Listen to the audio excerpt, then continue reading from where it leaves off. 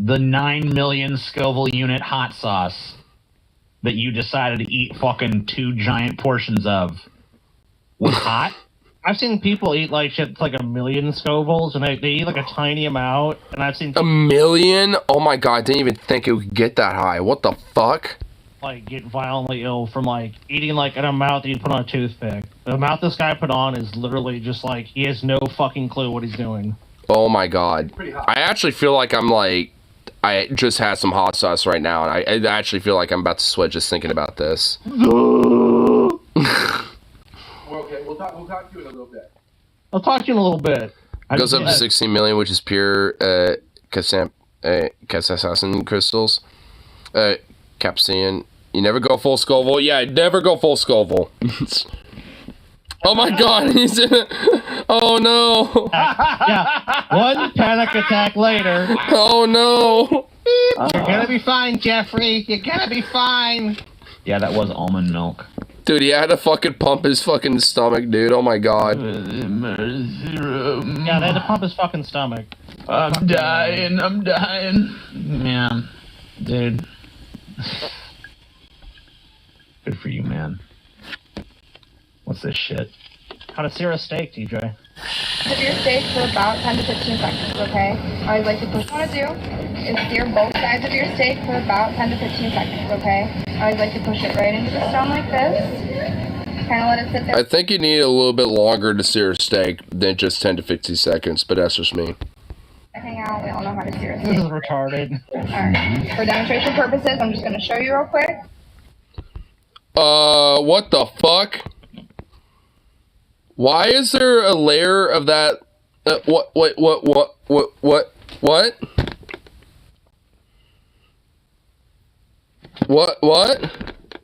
That when searing a steak, that should literally not be happening at all.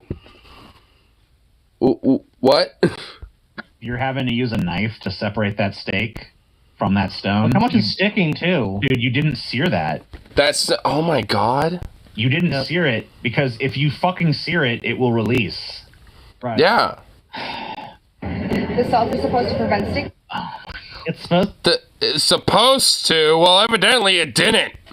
to sticking. Well, it's not. As we can see clearly right there, it's not preventing anything. Oh no! I guarantee this my god. a bunch of money for this treatment. Looks like it. Oh. Dude, that cow died for nothing. She's just butchering meat, dude. It's gonna go for a fucking ride. That is not seared. Oh no. Oh no. It doesn't always work that way, so you can take your. Doesn't always. Does it ever? Yeah. Does it ever work that way for you? Because apparently it doesn't. I don't think it ever works that way. No. I don't think you ever have been able to set that steak down for like 7 seconds. And He was eating Magdog 357. Oh, that's what he was eating? Oh my god. fucking perfectly Dude, seared. a table side cook like this for a steak, it just doesn't make a whole lot of fucking sense. But even if it did, I mean, like, that's what, like, a trained chef. And I'm not saying just, she looks like she's just a server there. Why is that steak so thick? Well, we got another queer, boys. Yeah, that steak looks far. That looks a little thick for some meat, I tell you what, brother. Complimenting on the dude, commenting on the thickness of something. Yeah. Gay as hell. It's a fucking prime cut. I give it a fillet, buddy. It's a fucking fine cut of meat. What, do you need some carne asada because it's all nice and thin or something there, buddy? Okay. Why it's even bigger fry? Are you okay with butter on a fucking steak?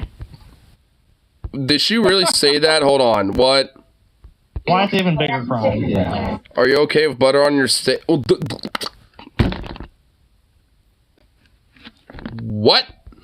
Are you okay with butter on a fucking steak? What kind of question is that? Why is that a question? Butter does not go directly on the stone, okay? I don't know if you guys... It probably should, because evidently you don't know how to sear that. Because you kind of need a little butter to do that with. Genius move right there. Yeah, we're cooking it on a surface we don't want the butter to actually get on, so it'll stain the stone. Brilliant. But it's not like that. It's not going to, like, season the stone. It's just going to burn the butter, okay? So this is... Right on my steak. something. Maybe you shouldn't cook it on a fucking stone. And I'm going to start cutting my steak into bite-sized pieces. The steak that you haven't really even cooked? That is not cooked. Oh my god. You have a giant raw piece of meat with a small cooked Cut it portion. loose, cut a couple pieces off. When we leave a steak on the stone whole, it's not going to cook through the way we want it to. So I'm going to start with something small like this and put this back So I'm going to through. sap all the juice out of it. Now for times, it'll be about 15 seconds here for rare, 20. Oh, this makes absolutely no sense. This is just like absurd. Why? Like this is hurting me. This is hurting my heart and my soul. And every fiber of my fucking being to just witness this abomination of a war crime being committed. I've ever seen to cook a fucking steak. I feel so bad for this cow that fucking died for nothing. Dude, That's for real. Burn the shit of a fucking premium. I feel like I can hear the cow shouting down, like shouting up from hell, just like, "Oh, damn your best,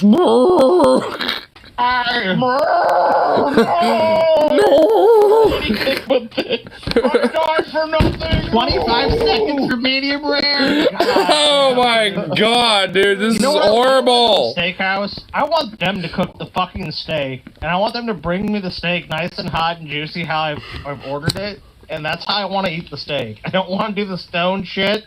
I don't want all this fucking bullshit. I don't want to be explained like, cook like this, put it on the stone. It's like, I don't want any of that fucking shit. I want to eat. Just give me my damn steak and let me eat it. On a steak. That's what I want.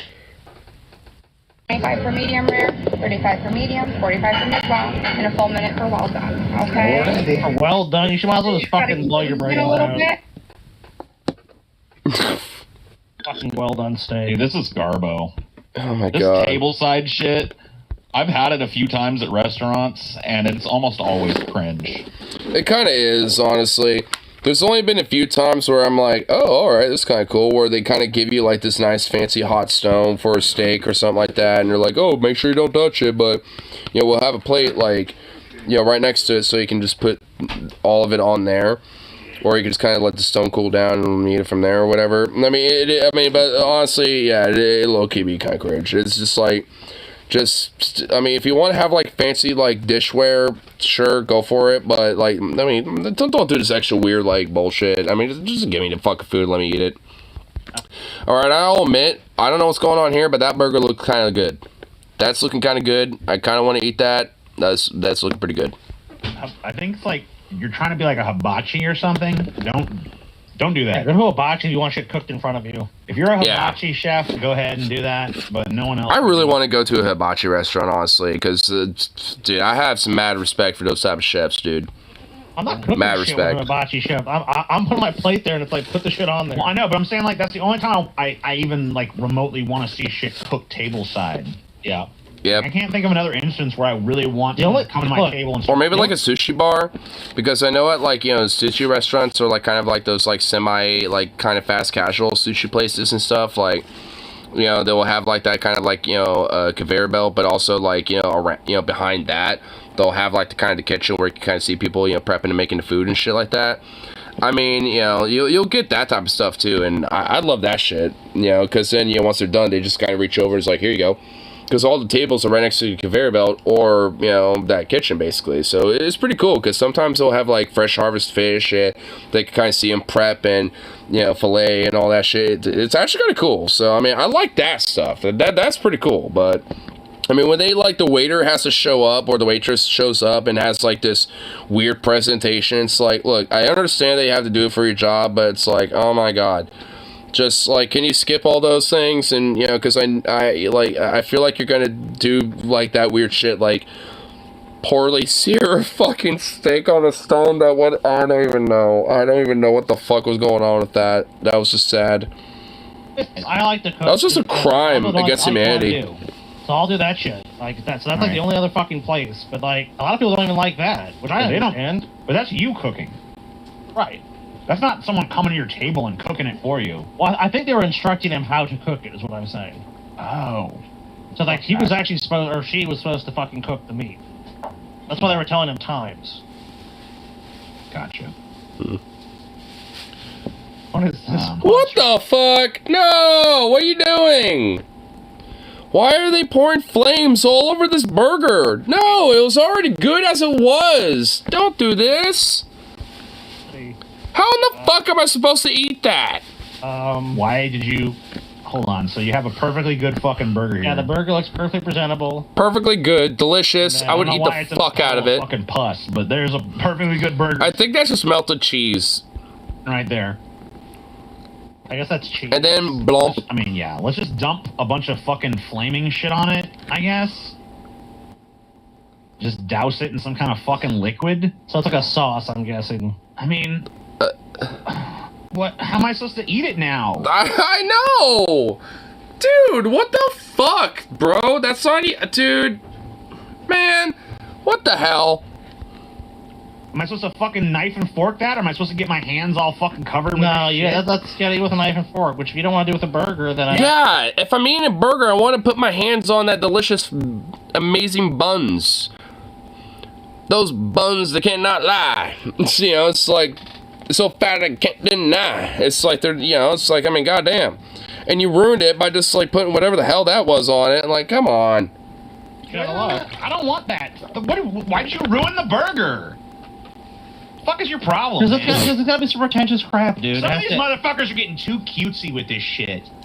No shit, man. Fucking money. This is probably like a $30 or $40 burger. Charge me fucking money to sit there and ruin my fucking hamburger? No thanks. Yeah, hell no. Like, Here, we as this fancy, pretentious, bougie restaurant can ruin your food by adding a $20 surcharge to add a bunch of really silly flames to it. Well, I'm like, oh my god, dude, what are these places, man?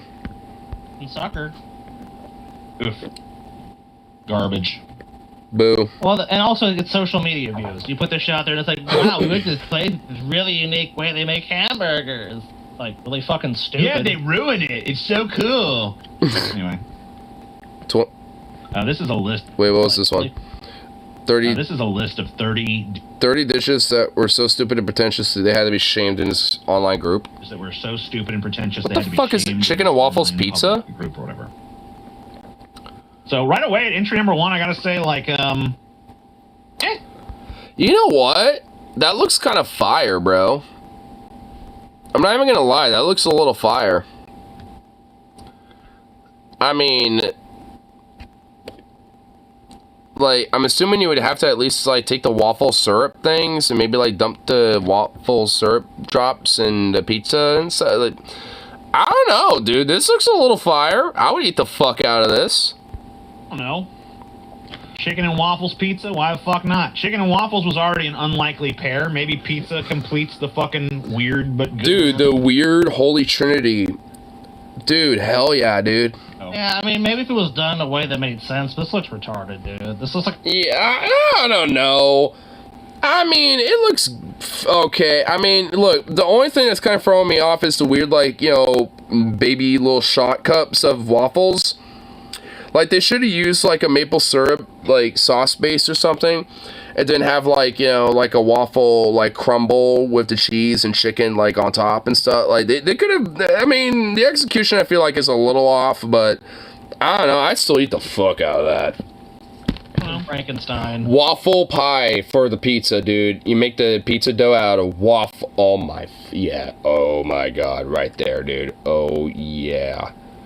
Oh, because then you can put the maple syrup, the cheese, and the chicken in those little, like, grids. You know, oh, yeah, there you go. That's how you do it.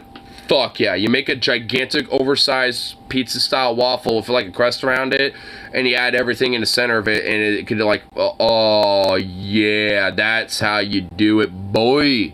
That's how you do it. It is a poor execution here, but, I mean, the concept and the premise, it's there. It's there. It needs some tweaking around the edges, but god damn it, boy, god damn it, Jim, it is there. I kind of like it. I'm kind of curious. Go seek it out, TJ. Go seek it out. Where is it? Tell me where it is then. I don't know. Well, go find. I'm sure you can find it if you look hard enough. Tell me where it is. Your ass wouldn't go eat this shit, TJ. Someone show Tell you me this where shit. it is. I would eat it. Go Fuck find you, it, Scotty. bitch. Tell me where it is, Scotty. I don't fucking know. Tell me where it is, Scotty. English? Where it is, Scotty? Tell me where it is, Scotty. No, I'm serious. You better tell me where it is. Up your fucking butthole, bitch. All right. What the fuck is this? Feel like people are running out of ideas? What the hell is this? Like, what the actual fuck is this? Like, a purple liquor with cucumbers, tofu, a tomato, a weird thing, some cherry tomatoes, and what the fuck is this? I feel like people are running out of ideas. What in the fuck is this? It's a salad served on a bottle. What in the fuck am I looking at? Put it in a fucking plate or a bowl. What is this? I am honestly fucking confused. What am I supposed to be looking at? What is this, like a salad? Like, is this supposed to be where you eat the salad and you just add whatever you want in there? And then this is your vinaigrette or something? What in the fuck is this? I don't even get it. I don't understand. This is getting out of control, man. These food people. It's getting out of control. It's an excuse to give you hardly any food for what you're paying. This is probably a bunch of money for a fucking... It's like probably like 30 to 40 bucks, bro. There's salad. What am I supposed to do with this? I guess you're supposed to eat it with your hand? I don't know. We ordered meat. Yeah, I'm just as confused as you are. You have a waffle cone? With some carne asada? I mean, the carne asada, like, I mean, why is there a waffle cone? Why is there a waffle cone? Get rid of the waffle cone, because everything else about this looks good. I just don't want the goddamn waffle cone. Why is there a waffle cone? Why? No. It's a meat cone? A meat cone, dude. No, thank you. What? No. I don't want that. I mean, the meat looks good. I don't want the goddamn cone. I would literally be like, hey, waiter, why is there a cone? And they literally say, oh, that's just how the dish is served. I would be like, this is just my personal opinion, but I don't know if you should serve that with the cone. You want the cone? I'll give him the cone back and I'll just eat the rest of the food myself. Why does there need to be a cone? I do not want this. Literally obsessed with y'all. Thanks, Kayla. Well, that's not parasocial at all. I get the meat. I get the au jus. Yeah, thanks, Kayla. We're obsessed with us, too. Yeah, the au jus is, yeah, like everything that's going on here looks really good. Yeah, exactly. We're all a bunch of narcissistic fucks, so don't worry, we're definitely obsessed with ourselves. Thank you for fucking, so obsessed. enabling our narcissism, Kayla. I feel enabled. I don't get it. Wouldn't this be better as, like, sliders or something? If you like a little, like, mini... fucking oh, dude, this shit would slap if it was sliders. Be store-bought cone? Yeah. No thanks. Dude, this is a crapatizer right here, dude. A crapatizer? The au jus. Are you being serious right now? Wait, what? Wait, did someone say that? The au jus. Oh my god. Is that a Bon Apple Tea moment? Is that a Bone Apple Teeth? Like, are we serious? Oh my god. Does this guy no English? Oh no. The au jus. The au jus, dude. Oh my god, bro. Is this a real Bone Apple Tea moment? Or yes, I think it is. I literally think it is. ZX, I don't know, man. I hope you're joking around. I hope you are. The Jews. Stupid doesn't necessarily mean I wouldn't eat it. Wait, what's going on here? Is that fried chicken with Alfredo? Is this like a fried chicken taco Alfredo? Bro, I would eat the fuck out of that. Oh my, dude. Serve me like 4 of those right now. I want 4 of those on a plate right here, right now. That looks fucking fire. Where could I get this? Like, I honestly want that. That looks so goddamn good, it's not even funny. I guess this is like, Alfredo pasta with, and what? Like a chicken taco shell? Or maybe, well, could it be fish? It'll be a little too, brittle. So it has to be chicken. Yes. I don't know. I don't really think that'd be all that pleasant. I guess it wouldn't be like gross. I guess I would try this one, but it doesn't look super appealing. I mean, it would be hard to eat, but I mean, you could probably like, you know, take a fork and eat some of the noodles and then just like, you know, then kind of like fold it around almost like a wrap, and then you can kind of like conceal and like hold the noodles together inside. I'd eat the fuck out of that, honestly. I mean, that does look pretty fucking fire. What's this? Whiskey capsule. A whiskey capsule? No ice, no stir, no glass. We refine how whiskey can be enjoyed. Introducing the Glenlivet capsule collection. Oh, I don't know. That's not really It's unnecessary. like a Tide Pod met some whiskey. I'm good. Thinks they're gonna put this in their butts. Probably, dude. Oh god.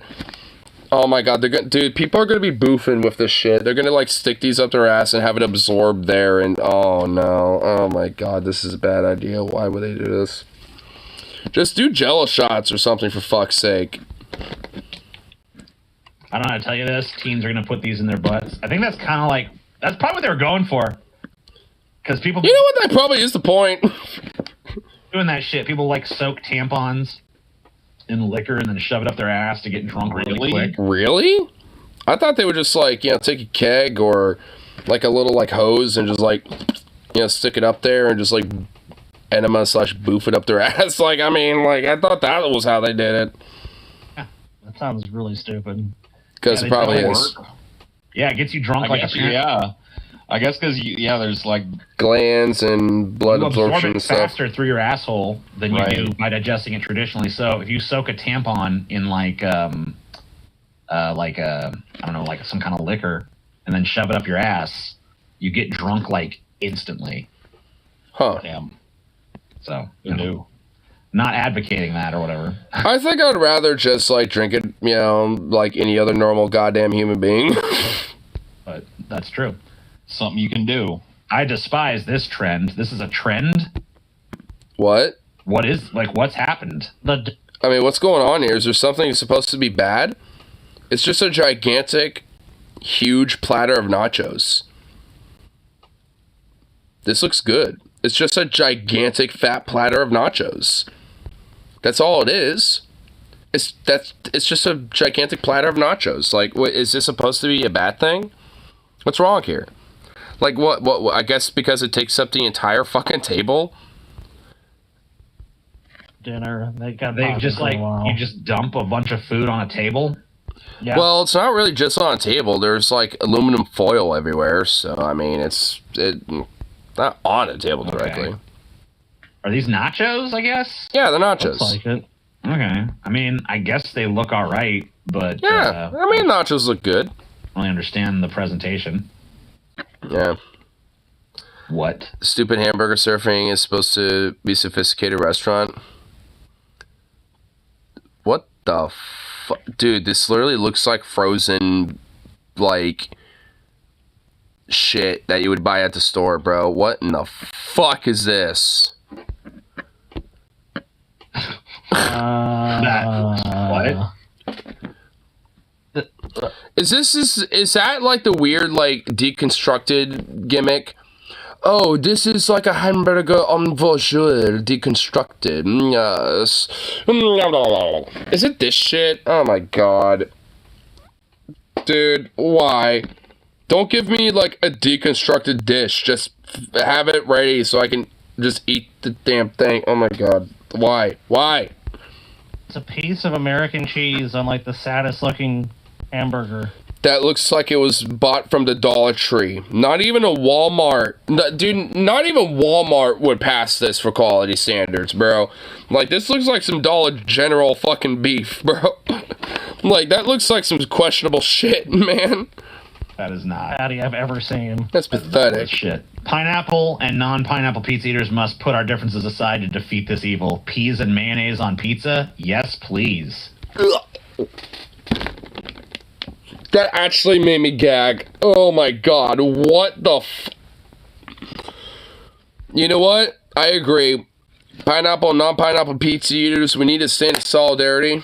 Enemy of my enemy is my friend, and combat against this evil war crime against the universe. Let alone humanity. This is a war crime against the fucking universe in it itself. Like, this goes beyond humanity and our trifles. Like, this is a crime against the universe and the cosmic order in it itself. Like, oh my god. Oh. Gross. Repulsive. Evil. That's fucking disgusting. Dude, yeah, I mean... It is of the devil. Differences, but I swear. This is going too far. I'm all Evil. for some, like, unconventional pizza toppings and shit. You want to try something a little different, you know? But, I mean, I am too, for sure. You've gone too far. You've crossed lines that shouldn't have been crossed. Yeah, I can live without this one. This is like man's hubris or something. The hubris of man, dude. Veggie taco from Taco Festival. The fuck? This literally looks like canned vegetables with, like, store-bought tortillas that you would get at, like, Safeway or something. I mean, at least, like, season some salt and pepper and stir-fry the veggies. At least do, like, a basic quick little toasting, you know, of the tortilla. Like, do something. I mean, oh my god, this is so basic bitch that it is genuinely very sad. This is sad. They literally the saddest looking taco I've ever seen. They literally took... This is just like a scam. That is a Just scam. took a can of fucking mixed vegetables and put them in a fucking... a tortilla, like a store-bought tortilla. He's like, here's a veggie taco. It's This like is barely even cooked, dude. It's like some boiled fucking... It literally just looks like raw veggies in a raw tortilla. Vegetables with no seasoning. Put on a not even heated up fucking tortilla. Deconstructed. Yeah, just put it all together for me. That's why I'm paying you. What? Deconstructed spaghetti bolognese? Why? Dude, this is another one of those deconstructed gimmicks. What the fuck? I can see the bowl that you're supposed to put it all in right there. And honestly, it doesn't even look like you would be able to put all of it in there. Like, what the fuck? And honestly, I hate this shit because, like, I mean, if you're basically, or, like, because the idea is it implies that you can, you know, put whatever you want and however much you want, basically. So if you don't want to necessarily eat all of it, you don't have to. Like, I mean, that's kind of the whole gimmick. But why don't you just have different size options? Or, you know, maybe the person could specify, be like, hey, I don't want, you know, a lot of cheese. Or I don't want, you know, I want light sauce. Or I want light pasta. I don't want a lot of pasta. Or some shit like that. I mean, people will make, you know, specifications to orders like that. I mean, hell, even with online pickup orders, they usually have options like that listed if you want that or not. Or extra, even. It's like, hey, I want some extra sauce or some extra pasta or something. Like, I mean, people do that, so what's the problem with that? Like, just, you know, give me the option to do that instead of doing this bullshit. Like, goddamn. Like, I don't want to have to, like, open these jars and be like, all right, let me put whatever. Come on. Restaurant, no thank you on that. Could you just, like, do what restaurants do and put all those... I mean, honestly, am I supposed to put it on the plate that are all on top of, or the bowl? Like, I mean, what the hell? Ingredients together for This me. is a deconstructed spaghetti bolognese, TJ. I'm about to deconstruct you if you don't... Deconstruct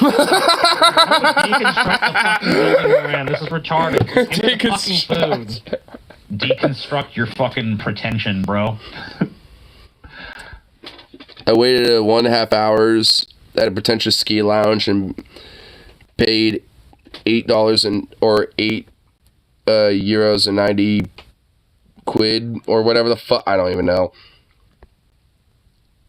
I mean, that looks kind of pathetic. I mean, that should be at least like $2, and you should be waiting like 2 minutes for something like that, bro. I mean, it looks fine for a quick little snack, like, you know, what, like some rice and some sausage. I mean, you know, for a quick little snack, you know, for a little quick fill-me-up, it looks okay, but for the price and waiting for, like, 1 hour and 30 minutes for that is fucking ridiculous. I actually would be pretty mad at that. I want to wait at most, like, 5 minutes or something like this, because it should not take any longer than that. I waited a total of 1.5 hours at a pretentious ski lodge and paid £8 and 90 whatever the fucks. Whatever the fuck. Like $10 for some hot dogs and what is that? Like sauerkraut or I don't rice it's or like something. Broken noodles. Could be like some orzo pasta, which looks like noodle or looks like rice. Cutesy food thing I ever liked was this bar near me that had fried food platter. They only served after 10 p.m. called The Last Stuffer. Okay. That sounds kind of good. Actual dish. What the hell is that? From the adult menu at a Lithuanian restaurant. What the fuck is this atrocity and abomination? You got like curly fries and some goop with an avocado and some. What the fuck is this? This looks like a 12-year-old made this, bro. What is this? Oh my god, Lithuania. I thought better of your food. This is some fuck shit, bro. This is why Lithuanian food is not known. Like this Yeah, I can see why Lithuanian restaurants have not swept the nation. No shit. A bar in Ohio serves giant bowls of cereal. Ohio serves giant bowls of cereal that are impossible to fit. Fuck you. No, I would eat that. I would eat every fucking bite, bro. Dude, they give you a whole gallon of milk, dude. Hell yeah, dude. Dude, I want to go at this bar right now. Dude, Ohio just stepped this game up, and I didn't even know that this... Dude, hell yeah. Dude, you know what? Ohio's got some respect points for this. Dude, this is some badass shit right here. Dude, you know, like some drunk stoner bros, you're, going to be high off their ass and you maybe want a few shots and a fat thing of cereal, and they go to this bar as their, like, usual get-together, bro. Like, this is like a weekly basis for, like, some local stoners that live here, dude. Oh my god, dude, because for a fucking fact, if I had some money to spare, I would do the shit. I don't give a fuck. Like, dude, hell yeah. Dude, oh my god, hell, dude, this is heaven right here. I mean, I'm probably gonna have like 1,000 cavities by the time I'm done, but you know what? Worth it. It's worth it, dental appointment. I know some fat folks could probably finish that shit. Alright, this one I'm down with. Challenge accepted. Hell yeah, dude. There's this fucking restaurant. Fuck yeah. Bar. I'm ready. I'm going. I want this. Yes. I've decided I want this. Think you can do it? Oh, I could. I don't think you could do that, dude. Look how big those bowls are. Those are some pretty grandiose big bowls, and you know what? I could do it. Those are some bodacious bowls, but I'll do it. Thinking about this, nah. Because, dude, if I sit down, one of the things about me and cereal is I compulsively eat. That's why I don't even buy the shit anymore. Because I will eat an entire. If we go to Ohio, I will go to dude. this restaurant. I will buy you a bowl of this and a gallon of fucking milk. And if you can finish it, dude. Do they serve Fruity Pebbles? Are you blind? You can. I mean, dude, they literally have Fruity Pebbles right there. Dude, this person has Cinnamon Toast Crunch and Fruity Pebbles. Dude, it literally looks like you can customize your bowls. Like, this guy has got, like, what is it? Corn Pops, I think they're called. And then, like, Cocoa Puffs and Reese's cereal. This guy's got, like, the chocolate, fucking Pebbles and, like, a few other things. Dude, it looks like you can customize your bowls however you want, dude. Dude, this looks like fucking heaven. Because I would have some Fruity Pebbles, some Cookie Crisps, some Cocoa Puffs. Dude, I would be going ham, bro. Dude, this is my fucking bar. Holy shit. If this is also, like, got some pool tables, a barcade, and a few other things going on, this will literally be heaven. I would just move in. I'll be like, hey, can I just, like, rent a tiny corner or something? Can I live here? Fruity Pebbles right fucking here. They're right here. I mean, look how deep those bowls are, dude. There's no fucking way. Dude, those are, honestly, he's right, dude. Those are some deep fucking bowls, bro. Dude, the spoons they have, dude, that guy's spoon is almost buried in that bowl, bro. Dude, that shit is buried. Like, oh my god. Like, if it goes any further, it would just be engulfed in cereal, dude. Like, oh my god. This is... Fuck yeah, dude. Oh my... Yes. Hell yeah. I just want this. Fucking cereal is floating on a layer of milk, so that's not cereal. It's hard for most people. Dude, not all of these are opened. I mean, those are, but that one ain't. Dude, they haven't been getting through. Dude, I don't know about that. It looks like a lot of these people have put almost a gallon of milk in. So most people by themselves cannot drink a gallon of milk. I mean, yeah, that's pretty fucking crazy. You're gonna fucking puke your guts out. That's what I'm saying, dude. There's almost no fucking way you could do this, TJ. I'm telling you. I mean, I think you could make a valiant effort, but there is no fucking way in hell you're finishing one of these. I don't know, man. I'll bet you $1,000 you can't fucking do it. Man. I don't know. Let's to this restaurant, dude. Let's fucking take a road trip out there. Man, we don't need to do that. We can just fucking. I got bowls this size. I can fucking try it at home. All right, try it. Yeah, you know what? Yeah, I do too. You know, we could. We'll film it. I'll fucking do it too. Damn it! I don't give a fuck. Fuck that. I'll just do it on my own. I don't even need your ass. I'll just do it right now. It's TJ doing it literally right now. Hell yeah. I'll do it right now. Do it, TJ. You'll try to rig that shit. Nah, you'll try to rig that shit. On this very show, I shall do it, Scotty. You'll try to rig it and fucking. I don't trust you. All right. Okay. What's wrong, babe? You've hardly touched your. Cutesy bullshit. Wait, hold on. I want to see it though. You'll try to rig it and fucking. What's wrong, babe? You've hardly touched your Jabacado toast. Jabacado toast. Okay, you know what? I kind of dig it because it's kind of funny. Alright, I'm good. Wait, what the hell? Hey! Don't be doing that.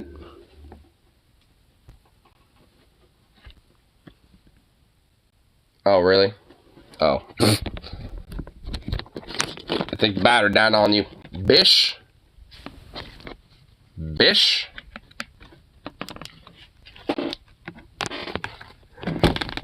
Hey. Oh, come on. Don't be like that. There we go.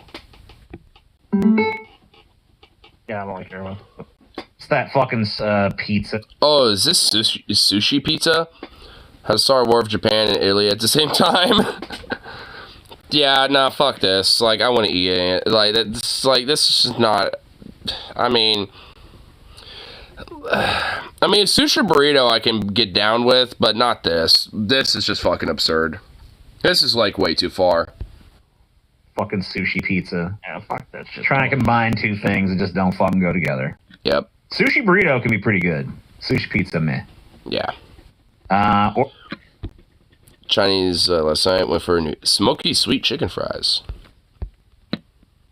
It just looks like fried chicken with sugar glaze over it or something. Man, I don't know. That might be okay. This seems alright. I mean, maybe put like a little cinnamon or something like that. Like a little, yeah, I don't know. Like a cinnamon sugar. I don't know. That might be okay. Chinese food last night went for a new dish, smoky sweet chicken fries.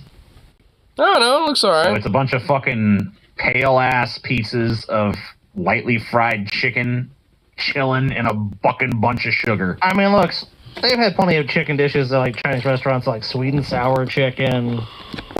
I mean, there's ways they can. But you're not eating big old chunks of granulated sugar on your chicken. Like that can't be pleasing. It's just done wrong. That can't be pleasing texturally. Like it's a soft. Yeah, I don't know. Like I feel like if you fried the chicken and then maybe had like a sugar glaze and stuff, I think that would work way better. Like if you had like some syrup or something, But yeah, this, I don't know. It doesn't like powdered sugar would be way better. If you had like a nice little sugar glaze, over the fried chicken and then put some powdered sugar on top of it to kind of complement it, that would be way better. This like straight granulated sugar like that, I mean, yeah, they got a point with that. It needed to be powdered sugar if they're gonna do that. No, I wouldn't want to eat this with big hard granules of sugar all over it. That sounds fun. It looks like a bunch of fucking cat turds, dude. It totally does. It looks like what you scoop out of your fucking litter box. Ew. Friend made a vegan cake for vegan friend's birthday. Both the hot dogs and jelly are fully plant-based substitutes. Dude, Whole Foods sells like.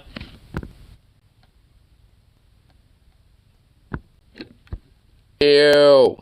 Vegan cakes. Wow. Go buy one of theirs, please. That looks repulsively disgusting. I couldn't even fathom even attempting to eat something like that. Ugh. I mean, this fucking. I see like some like foreign languages back there. Maybe this comes from a country where these gelatin mold dinners are still done. But I thought they really couldn't get any nastier. But you remember what these were called? We covered it in our Jellisode. was it called? Aspis? I don't. Aspic. Aspic. Oh, yeah, Aspic. How did I forget Aspic?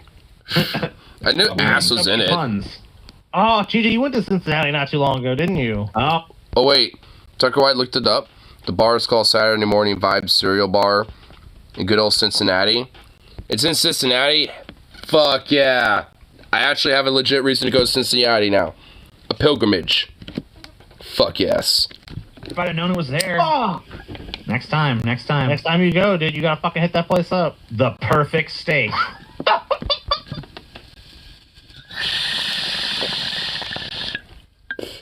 The fuck is this? These literally look like wood chips.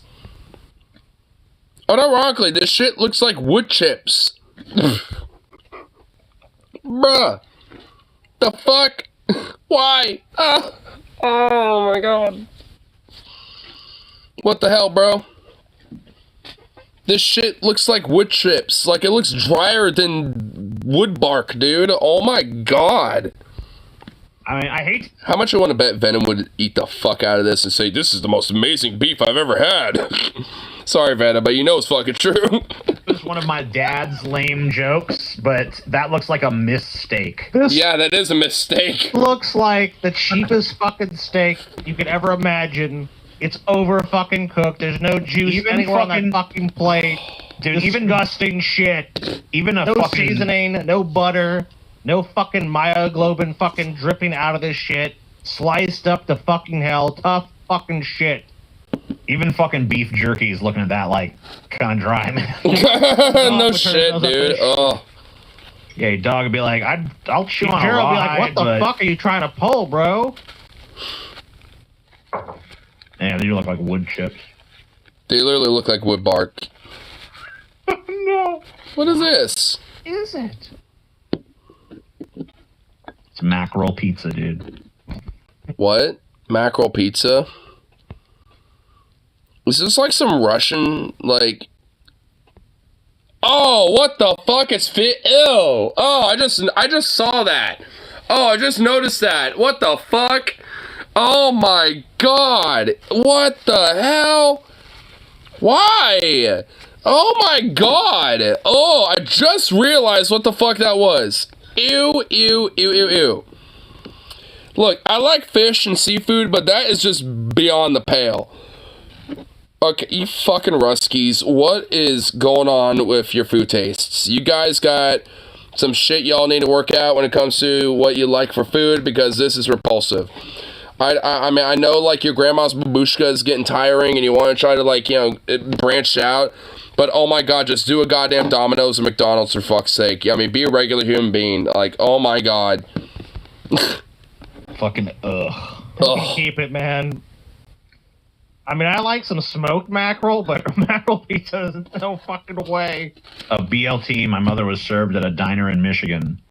Dude, there is so much bacon that, I mean, hell yeah, dude.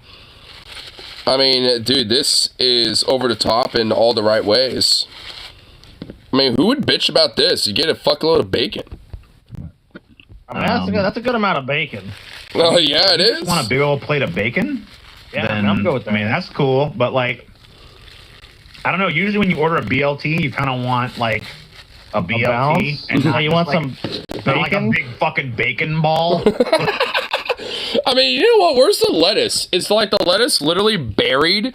Like, I mean, I see the cheese a little bit. It looks like there's some egg too, but where in the fuck is where's the lettuce? Like, is there no lettuce at all? I think the lettuce is just so buried underneath all that ball of bacon that it's just been consumed. Lettuce? You want some tomato and you want some mayonnaise. And what the hell is this sauce over here? Whatever. Barbecue? Ketchup? That's not red velvet. Great Canadian Heinz ketchup cake. All right, we need to invade Canada. Invaded Canadians. Canadian Heinz ketchup cake. You stupid Canadian fucks, dude. Eating isn't sports. No, they didn't do it. Boo. April Fool's joke from a local chocolate shop, but it's just as vile. A chocolate-coated hard-boiled I'd egg. go back and make the motherfucker that sold me this eat A hard-boiled chocolate egg? I don't know. Themselves. I shove it down their fucking disgusting You know what? I bet throat. that'd be kind of tasty. Yeah. Think about I'll it, make dude. one. You put eggs in cakes, cupcakes, cookies. Yeah, They're mixed just a bunch into of it. like fat with chocolate. It'd probably be good. Yeah. Go make I don't know. I'd eat it. I'd eat it. That seems okay. You make me one, I'll eat it. Yeah, I'd try one. I am making one. Or find some chocolate. Yeah, that's what I mean. I feel like Scotty's overreacting on this one. I actually think it would actually be kind of good. I don't know. I'm looking at that like, I don't know. I mean, I probably wouldn't buy like a whole plate of them, but if it was like served as like a fun little appetizer, you know, at like a party or something like that, I don't know. I'd at least try one just to see if it tastes good. I like eggs and chocolate, so I mean, I don't know.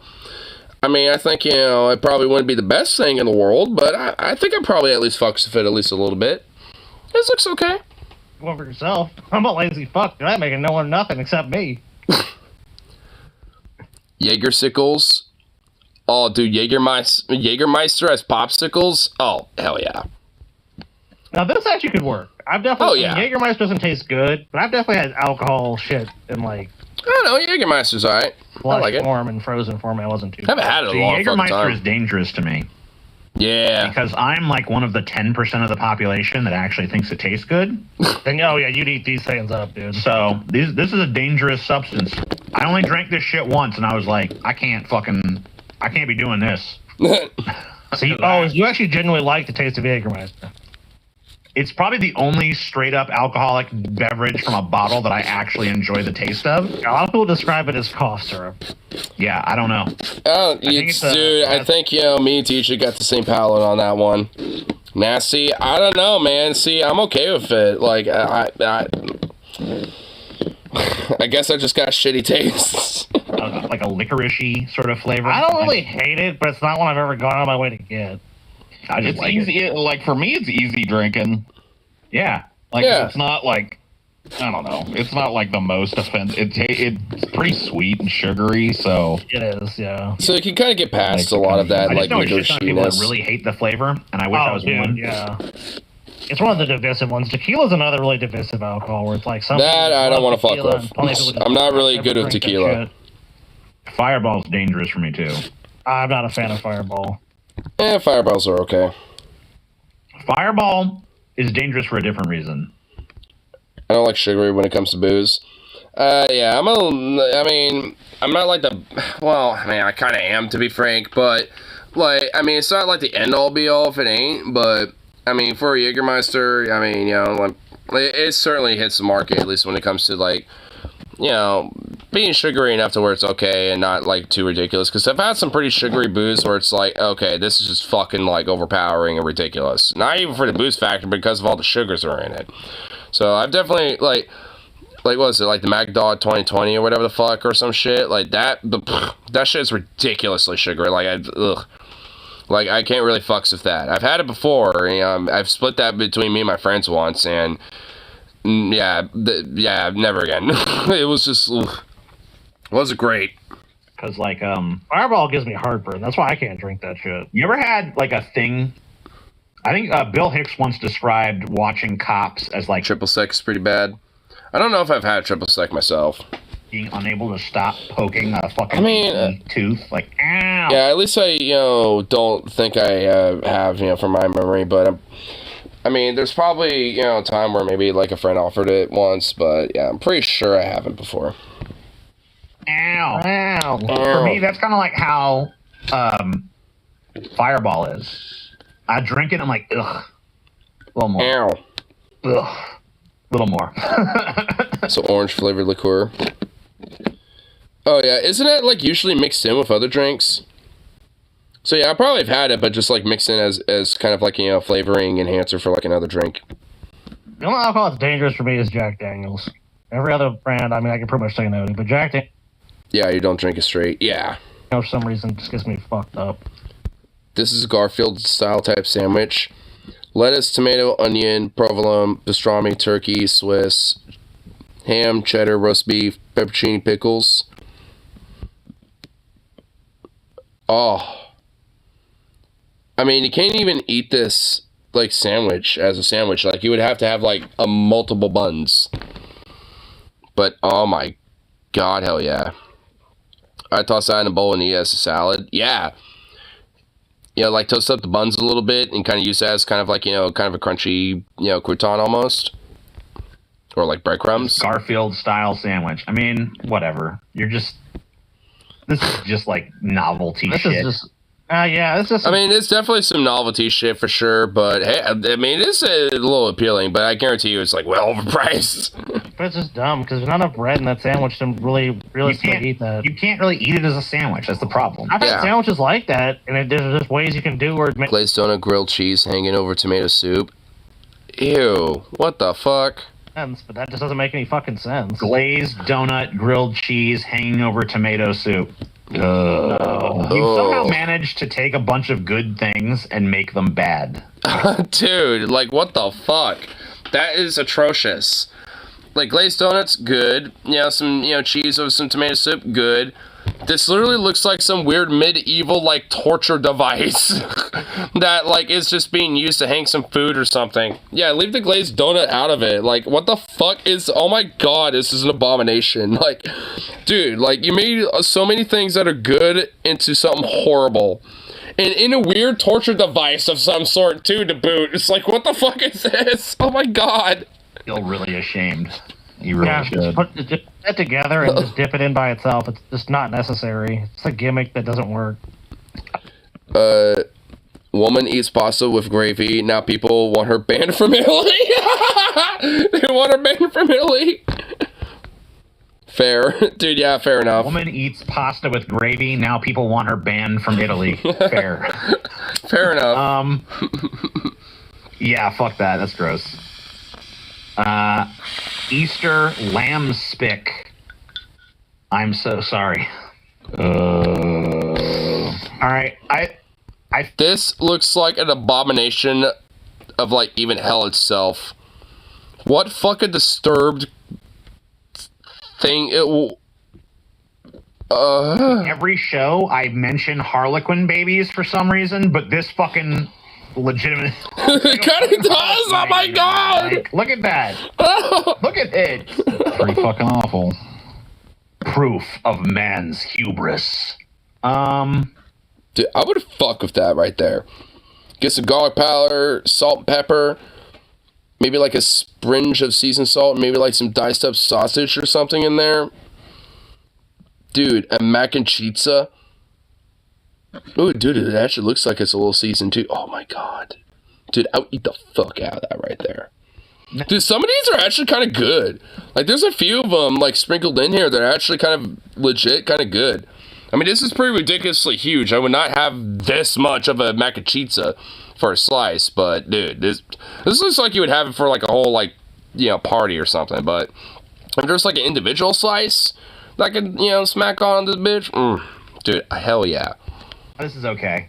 That's good. This. Yeah, I'd eat it. I mean, it looks like a very plain mac and cheese. It's over. I mean, it's on a pizza. I mean, no. It's got some salt and pepper in there. It's got a little bit of the seasonal love in there. Not, you know, not enough for me personally, but, you know, I mean, you know, there's a little seasonal love in there. Mac and cheese. Yeah, this doesn't look like very good mac and cheese, though. I think it could be done, though. I think it could be done right. I just don't think I will say conceptually, I'm not against this. Yeah, I think the execution is the problem there. Deep fried watermelon. What the hell? Deep fried watermelon. Wait, why is there white around? Wait, what the fuck? Is that watermelon? It kind of looks... I mean, I guess it is, but what the fuck? What's matter? Well, some of it looks like it's actually a part of the metal. Oh, this is so weird. Fucking tuna to me. I don't know. Well, whatever. I mean, that could actually... fucking gross. Lick it up, you dirty, dirty diner. What? What is this? What? No. I don't want to. What is it? Yeah. What is it? Well, yeah, like what? Dessert at a fancy restaurant. I don't like going to a place and they tell me how I gotta eat something. Yeah. Just like I tell you what, you cook it and I'll worry about getting it in my fucking pie hole. Thanks. I think I can handle that part. Sounds like a fair trade-off. It's like, yeah, I mean, but no, you have to actually, like, have it deconstructed where you have to, like, kind of lick everything off the plate and stuff, yeah. Agreed. I mean, it's like, oof. Is there any more? Was that all of them? I guess it was all of them. I mean, also, like, what the hell's around it? Like, what, like little tiny bits of chocolate or something? Like, oh yeah, what a great dessert. Like, you know, 4 pieces of chocolate with, like, a little sauce that I'm supposedly supposed to look lit. It's like, fancy. Fancy.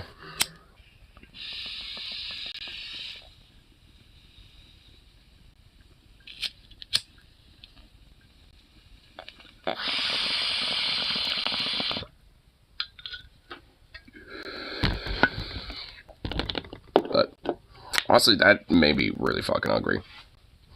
So I do have some ingredients to make a little burrito with. Not a little one, actually a couple of them. Because I bought, you know, a couple things from Winco the other night after the show, and I was like, I want to make some burritos next couple days. So I think we're gonna smack down some of them bad boys. Make 1 or 2 of those. Pretty much bought, you know, all the ingredients to make the equivalent of, like, yeah, the burritos I get from the place I go to, and oh, magnifique, just excelente.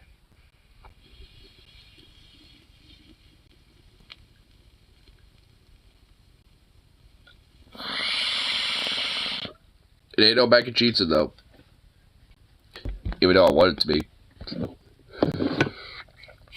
But anyways, I'll go for the rest of the lovely evening, so peace out, and of course, and adios on my jajos, and I'll be back around for the next one.